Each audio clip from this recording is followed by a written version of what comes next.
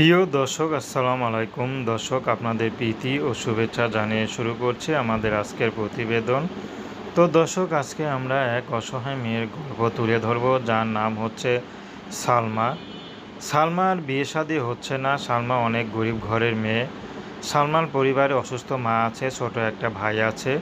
সালমা একটা টঙের দোকানে আছে, ছোট একটা টঙের দোকান। সেখান দিয়ে যা ইনকাম হয় তা দিয়ে কোনো মতে চলে, কিন্তু এরকম কোনো ইনকাম হয় না যাতে দিয়ে তার বিয়ে শাদী দিতে পারবে। তো সালমার টাকার জন্য বিয়ে শাদী হচ্ছে না। যখন দেখে অভাবী ঘরের মেয়ে বা টাকা পয়সা নেই, তখন সবাই মুখ ফিরিয়ে নেয়। সালমার এখন 20 বছর। সব মেয়েদের 17-18 বয়সে বিয়ে হয়ে যায়।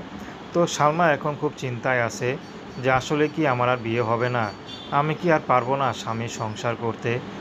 তো সালমা এখন বাধ্য হয়ে ইউটিউবে এসেছেন তার এক আত্মীয়র কথায়।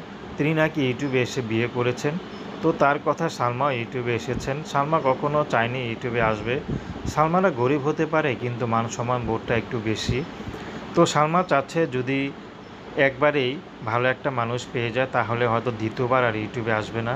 সে মানুষটি গরিব হোক, তার ইনকাম কম হোক, বা সে প্রবাসী হোক, তাতে কোনো সমস্যা নেই।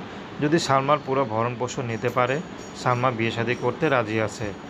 তো দর্শক, প্রেম ভালোবাসা সাহায্য সহযোগিতা বিয়ে শাদী করা একান্ত আপনাদের ব্যক্তিগত ব্যাপার।